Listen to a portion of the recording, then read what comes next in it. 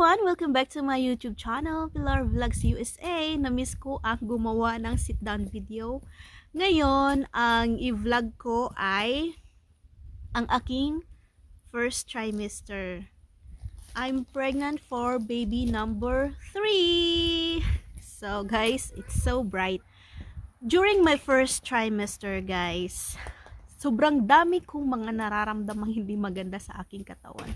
Lalong-lalo na yung mga pagsusuka. Kung napanood niyo ang mga previous uploaded ko na video na nagsusuka ako, nagkaroon ako ng morning sickness talaga. Morning sickness siya ha, pero hindi siya totally as in literal na pang morning na pagsusuka. Ako madalas pang gabi. Grabe ang suka ko pag gabi talaga na time. Tapos limit ako sa pagkain, ang sakit, ang hina ako, ang pangit ng lasa ng mga pagkain, yung tubig, ang pangit ng tapos suka, basta ang weird ng feelings. Tapos guys, ang strong ng aking smell, sense of smell, as in lahat, ang baho, pati basurahan. Yung mag-change ako ng ng plastic bag sa basurahan, 'di ba? May hangin 'yan. Oh my gosh, ang baho. Tapos yung mga hugasin, ang baho, ang liquid soap, ang baho. Air freshener, ang baho. Basta ang damit, ang baho.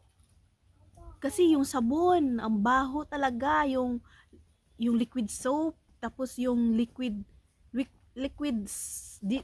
dishes, yung sa dishes mo, liquid soap, liquid soap, tapos yung liquid soap for laundry, ang baho. Ay, lahat na mabaho. First trimester, grabe talaga, ang hirap ng first trimester guys, promise. Naging moody ako, nagsusuka, yung lips ko dry yan kasi hindi naman talaga ako uminom ng tubig, kunti-kunti lang, tapos walang kain-kain, matutulog na lang, ayun. Tapos pagod ako palagi, as antukin, lagi na lang ako natutulog, imbis na kumain, matulog na lang, kaya nag-lose weight ako. Nagkaroon din ako ng cramps, tapos yung maputla, tapos lagi ako naglalaway. Ay, grabe, matulog ako. Tulo-laway ako lagi. Magising ako, may tulo-laway. Oh my gosh, dura ako, nagdura talaga. Tapos guys, meron akong pagkain na gusto kong kainin. Tapos isusuka ko din.